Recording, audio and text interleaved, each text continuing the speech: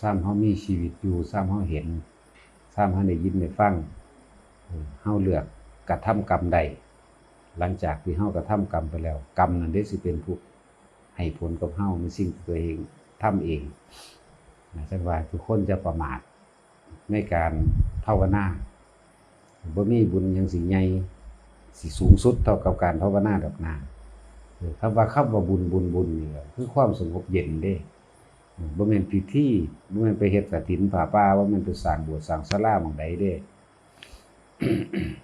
ว่าให้มันภาวนาให้มันได้ถึงความสงบให้มันได้เห็นอาการปิติให้มันได้เกิดยังขึ้นหลายๆอย่างที่เฮามาพิสูจน์คือเวลาเฮาฟังธรรมบางทีเพิ่นก็แสดงเกี่ยวกับสติปัฏฐาน4กายเวทนาจิตธรรมจังซี่ส่วนมากเฮาสิบ่ค่อยได้ยินได้ฟังเกี่ยวกับอาการต่างๆที่เกิดขึ้นอย่างเช่นชั้นที่1ที่2ที่3ที่4นี่เกิดอาการแบบใดมีปิติแบบใดบางคนก็หลงปิติมั่งติดนิมิตมั่งแล้วแต่สิเป็นไปเด้แล้วแต่มันสิเป็นไปฉะนั้นทุกคนมาเข้าถึงการปฏิบัติแล้วคำว่าปิตินี่เกิดขึ้นแต่ละครั้งบ่เหมือนกันให้เข้าใจว่าปิติก็ยังบ่เที่ยงบางคนก็มื้อนี้ขนลุกขนหัวลุกมื้อนี้เป็นโยกๆสั้นๆมื้อนี้เหลือครั้งนี้เกิดเห็นเป็นแสงสว่างมั่งร่างกายโยกมั่งมีอาการอิ่มคืออยากให้มั่งก็แล้วแต่ฉะนั้นบอกคร่าวๆเอาไว้เป็นเนื้อยะเอาไว้ว่าปิตินั่นน่ะบ่แม่นของเที่ยงแท้แน่นอนว่ามันสิเกิดขึ้นแต่แบบเดียวให้ทุกคนว่าท่านปิติแต่ละมื้อบ่ว่าแต่ละมื้อก็ซึ่งว่า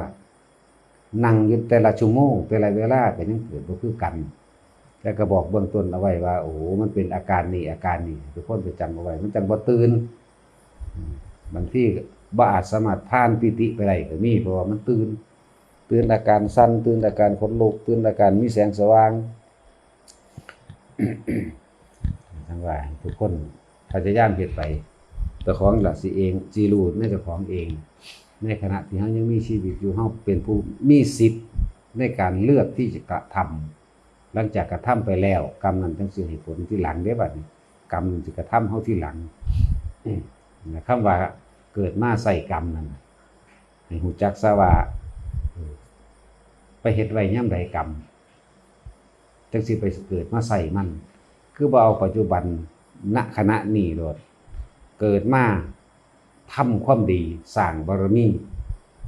ว่าจังซี่บัดนี้จะไปว่าแล้วแต่บุญแล้วแต่กรรมแล้วแต่เขา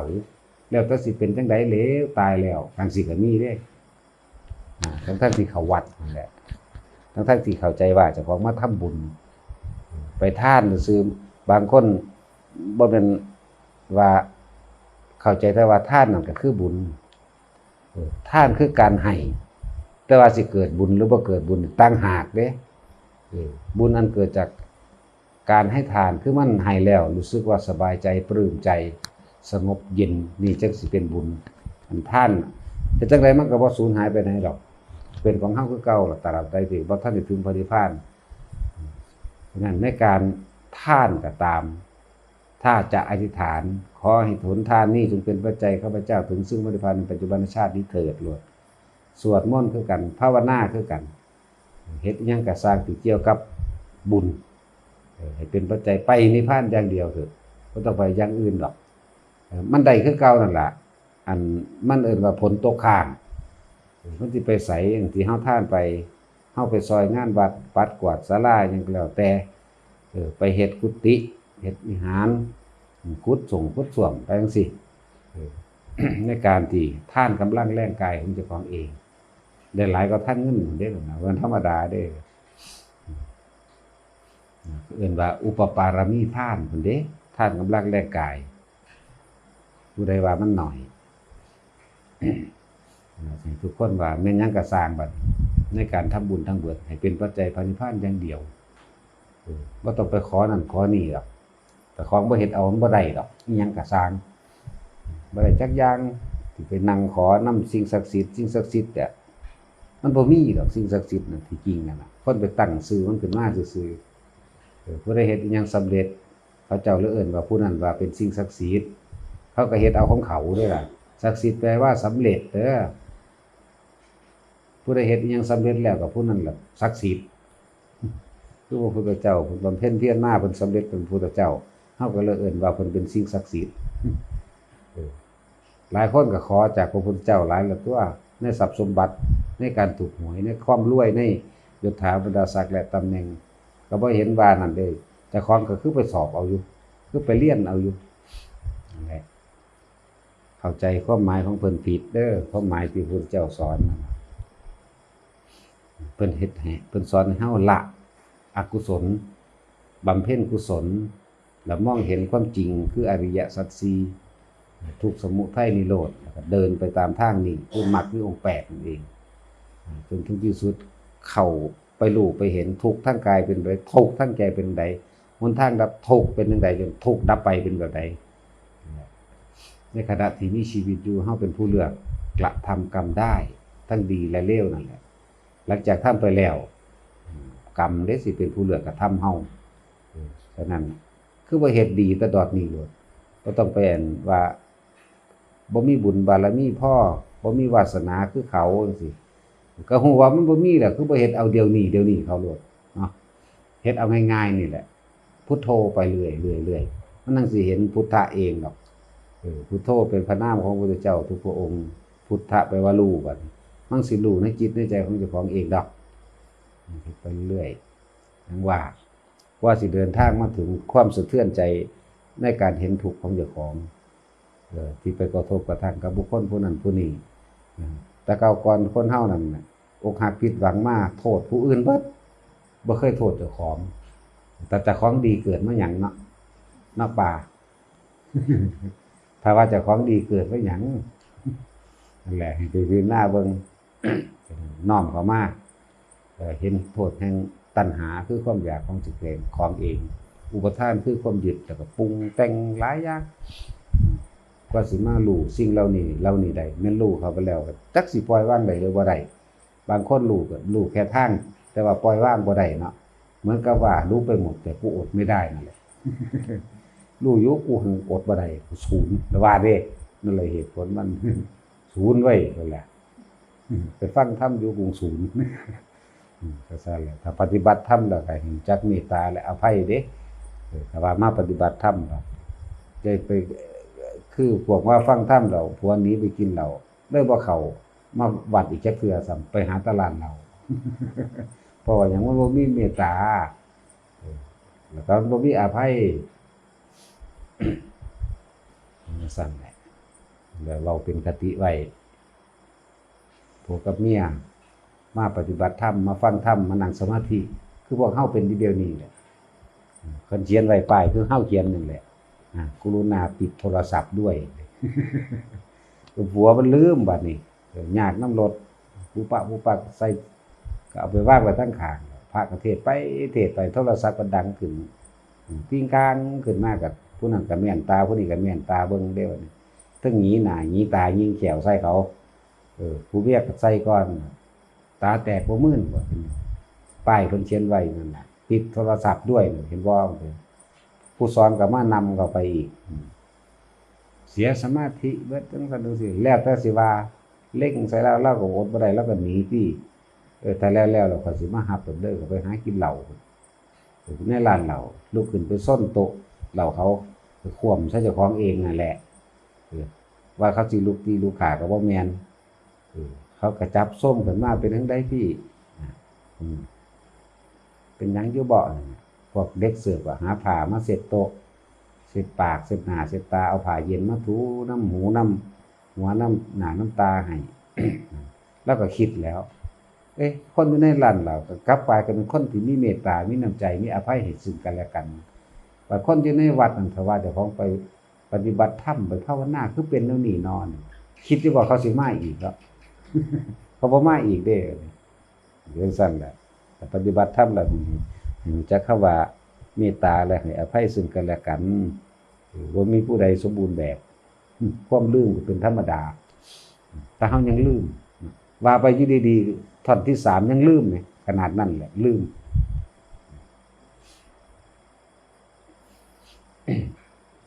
แต่ว่าในขณะที่เขามีชีวิตอยู่เขาเป็นผู้ที่สามารถที่เลือกการกระทำได้ให้กระทำดีอย่างเดียวล่ะ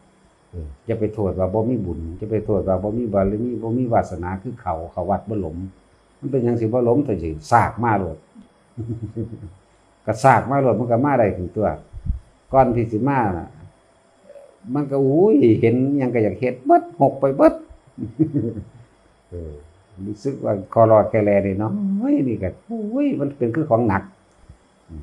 กระชากมาโลดน่ะเดี๋ยวก็ค่อยลึงค่อยชินไปเองถ้าตาเฮาบ่เห็นหูเฮาบ่ได้ยินในเรื่องราวต่างๆในบ้านหรือกับบุคคลที่รอบข้างเฮานั่นแหละมันก็ซากตัวเองออกมาแล้วมันบ่ได้ยินในเรื่องราวบุคคลที่เคยมีความผูกพันมันบ่เห็นกับบุคคลเหล่านั้นมันก็ค่อยถอยค่อยตัดค่อยห่างออกเองดอกนาตราบใดที่ยังคุกคีบ่สามารถก็ชากตัวเองออกมาได้นั่นน่ะหูก็ได้ยินตาก็เห็นมันก็เป็นห่วงกันอยู่หั่นแหละมันก็สั่งกันอยู่หั่นแหละทั้งสั่งทั้งรักนั่นแหละครับบ่ซั่นพระเพิ่นสิหาหม่องสัปปายะบ่เป็นสถานที่ที่ควรในการทำความสงบจิตเพิ่นเลยเอิ้นสัปปายะหาหม่องภาวนาเพิ่นจึงไปหาอยู่ผู้เดียวมั่งเขาถ้ำเขาป่าเขาดงไปมั่งมันก็ตัดอะไรได้ในการบ่เห็นบ่ได้ยินนั่นเองฝึกจนว่าจิตมันคงดีแล้วในสุดท้ายเขาเจ้าก็เห็นเสียงมันก็อยู่แต่เสียงความรักความอะไรก็บ่แม่นเขารักเขาอะไรกูเองนี่หว่านี่กูเองตัวเป็นผู้หักกูอะไรเองเนี่ยเพิ่นจังเห็นบัดนี้เห็นสาเหตุของมันแล้วถ้ายังหักถ้ายังอะไรถ้ายังปรุงแต่งไปเลยการเกิดขึ้นอยู่เรื่อยแล้วบ่จบจักเทื่อจังคอยเห็นโทษแห่งความรักเห็นโทษแห่งความอะไรเห็นโทษแห่งความอยากได้อยากดีอยากมีอยากเป็นเมื่อเห็นโทษดูเขามันก็คอยหดสั่นเขาขาดออกจากความรู้สึกในความอยากได้อยากเป็นนั่นตัวก็จบอยู่แค่นั้นผู้อันฝึกจับจุดอุณาโลมได้แล้วหรือว่าได้อาการปิติแล้วเอาไปเฮ็ดเด้บ่แม่นได้ซ้ำนี้แล้วปล่อยทิ่มเด้เฮ็ดให้มันต่อเนื่องเด้อแต่ละมื้อให้มันสื่อต่อเนื่องได้แล้วมันจะค่อยเป็นไปเองดอกอันอื่นๆนั่นน่ะมันอยู่ที่เฮาเด้เฮารู้จักแล้วจับจุดมันได้แล้วพยายามเข้าสู่จุดนั้นจุดที่จะของเป็นให้ได้อันนี้ได้แล้วบ่นี่ได้แล้วเนาะนั่นแหละเฮ็ดให้มันต่อเนื่องไปบ่ต้องไปคิดอีหยังมากบ่ต้องคิดว่าให้มันเป็นแบบเห็นแบบนี้บ่ต้องเอาแค่นี้แหละเอาแค่จุดนิ่มๆนวลๆนุบนับอยู่ในนี่พอถ้าส่งอารมณ์สู่ว่ามื้อนี้ได้5นาทีมื้ออื่นมันบ่มีความกังวลอย่างอื่นมันยาวไป20นาที30นาทีขึ้นไปเรื่อยนั่นเอิ้นว่าส่งฌานไปเรื่อยส่งไปเรื่อยใจที่ความสงบสิเกิดคอยลึกเข้าเองดอกตอนแรกตาก็เห็นหูก็ได้ยินหูดังก็ได้กินอยู่ต่อมาตาก็บ่จะเฮาหลับตาเฮ็ดบัดนี้หูก็ได้ยินดกกินหรือว่าสัมผัสทางกายก็รู้อยู่แต่ว่ามันบ่รำคาญหลังจากมันบ่รำคาญมันบ่เก็บเข้ามาคิดแล้วต่อมาคำบริกรรมก็หายไปลมหายใจก็หายไปนี่มันลึกเข้าไปเรื่อยเด้แต่ว่าบ่ต้องไปปรุงบอกวิธีมันเลยว่าให้จิตนั้นเป็นไปเองแค่เฮาประคองอาการความรู้สึกนี่กับคำบริกรรมนี่คำบริกรรมหายไปต่อไปลมหายใจหายไปบัดนี้ต่อไปร่างกายหายไปมันสิเผลอดับพึบไปเองดอกดับพึบนั่นบ่ต้องไปย่านมันบ่ได้ตายเด้มันเข้าสู่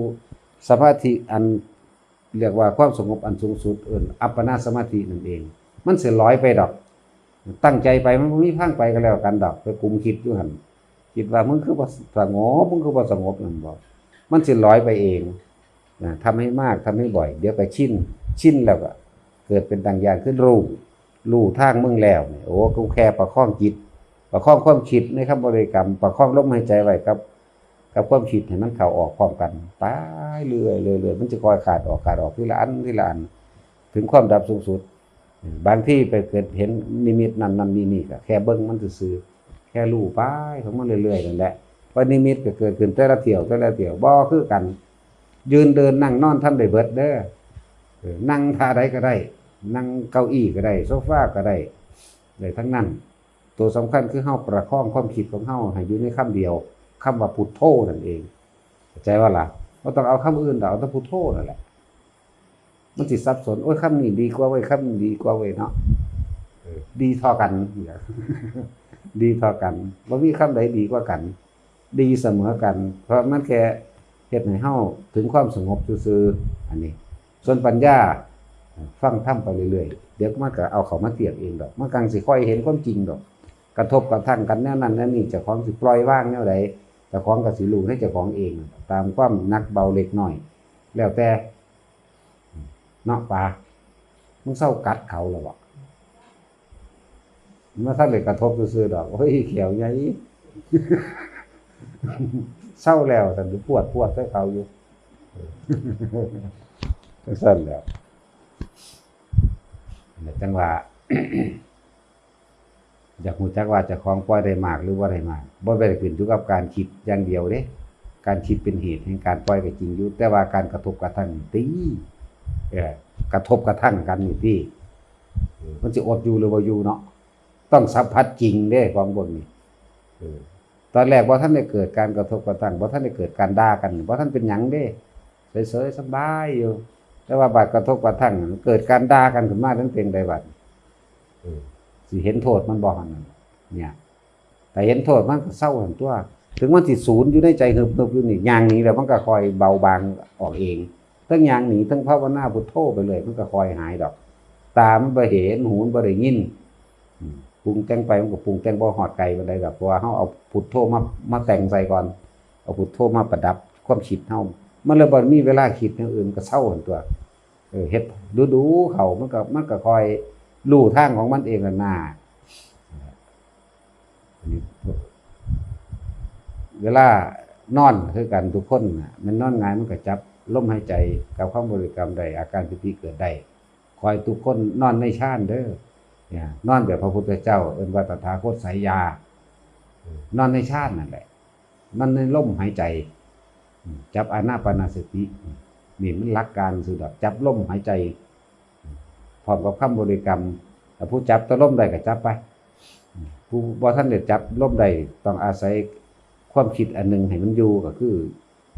ประคองความคิดกับลมหายใจเข้าพูดออกโทก็มีอยู่เท่านั้นแต่จิตรวมมันสิหลับเร็วๆเด้ฟุบเข้าโดดเขาถามว่านอนฟังธรรมเป็นบาปบ่บาปบ่ได้ไปฆ่าไผนอนฟังธรรมก็บ่บาปนั่งอยู่ในห้องน้ำฟังธรรมก็บ่บาปภาวนาในห้องน้ำก็บ่บาปนอนภาวนาก็บ่บาปบาปมันแปลว่ากังวลแปลว่าเร่าร้อนเฮาไปปรุงแต่งให้มันกังวลเร่าร้อนเฮ็ดหยังคือว่าพุทโธไปโลดบาปน่ะกังวลเร่าร้อนบีบคั้นรันแทงแล้วแต่ ที่นี่เจ้าของไปคิดให้มันกังวลนั่นแหละกลไกการทำงานของอุปทานทั้งหลายย่านบาปถ้าสิทำบุญนี่ย่านบาปทั้งสิทำดีซะด้วยซ้ำไปในการภาวนานั่น นี่คือกลไกมันหลอกลวงไว้ จริงๆว่าบาปแลนตีร่างกายอยู่กับภาวนาได้เนาะพุทโธตีทวนไปเลยเอามันบ่บาปหรอกมันบ่ได้ไปฆ่าไผบ่ได้ไปลักไผบ่ได้เฮ็ดผู้ใดเดือดร้อนเสียชีวิตและทรัพย์สินบาปที่เกิดขึ้นมันต้องมีผู้เดือดร้อนเสียชีวิตและทรัพย์สินแล้วก็มีคู่กรณีอันนี้กรณีกับเจ้าของได้นี่เกิดกรณีกับเจ้าของเอง ทุ่มเถียงแต่ถ้าคนเริ่มภาวนาเป็นสิเป็นจังซั่นมันสิมีคน2คนในเจ้าของเอง2อารมณ์เถียงกันผู้หนึงว่าบ่อยากให้เฮ็ดผู้หนึงว่าเฮ็ดผู้หนึงว่าผิดผู้หนึงว่าถูกในผู้เดียวกันนั่นแหละ2อารมณ์นี่แหละอย่าไปคิดว่าเจ้าของเป็นบ้ามันบ่ได้บ้าสติมันเริ่มมีแยกแยะในผิดในชอบในชั่วในดีตั้งแต่กี้เฮ็ดผิดหรือถูกกูไม่รู้กูเฮ็ดอย่างเดียวแต่ว่าเดี๋ยวนี้เริ่มมีสติแล้วเริ่มแยกแยะความผิดความถูกเป็นแล้วบ่แม่นบ้าบ่แม่นวิปลาสเด้อผู้ถามนั่นน่ะคำว่าสติวิปลาสจังได๋ก็เห็นผิดจากคำร้องของธรรมเห็นผิดจากคำสอนของพระพุทธเจ้าอย่างเช่นว่าสัมมาทิฏฐิจังสิไปเห็นผิดว่าเป็นมิจฉาทิฏฐิเรียกวิปลาสวิปริตอันนั้นน่ะสติวิปลาสระลึกผิดเห็นกงจักเป็นดอกบัวไปจังซี่แหละสัญญาวิปลาสเป็นจังไดคิดในอดีตขึ้นมาคำว่าสัญญาวิปลาสคิดเรื่องนั้นเรื่องนี้ขึ้นมาแล้วก็ปรุงแต่งไปแล้วห้องโห่ไปตามความคิดเรียกว่าสัญญาวิปลาส ส่วนสติวิปลาสคือการระลึกผิดเพราะว่าสัมมาทิฏฐิเนี่ยระลึกถึงความเป็นสัมมาทิฏฐิเนี่ยเจ้าของระลึกเป็นมิจฉาทิฏฐิไปนั่นน่ะนั่นแหละเอาไปเทียบเอามัน8อย่างพุ่นมรรคมีองค์8นั่นแหละส่วนสัญญาเวลาคิดถึงสิ่งนั้นสิ่งนี้แล้วก็คิดเฮ็ดไปตามสิ่งที่เจ้าของคิดยับยั้งบ่ได้บ้ามันบ่ว่าแต่วิปลาสธรรมดามันวิปริตพร้อมคิดไปคิดไปคนเฮาเวลาคิดมันสิมีปรุงแต่งภาพเด้บางทีคิดไปเฮ้ยมึงเอ้ยสัตว์มึงเด้นี่ก็มีเด้นั่นแหละเลยว่าสัญญาวิปลาสเอาความคิดมาเว้าเว้าออกเสียงมาบางทีบ่เว้าแสดงท่าทางเลยก็มีเรียกว่าสัญญาวิปลาสต่อไปก็เป็นสติวิปริตก็บ้าแล้วก็เข้าสู่สีธัญญาพุ่นน่ะเอาไปปัวเนาะพอละเมื่อ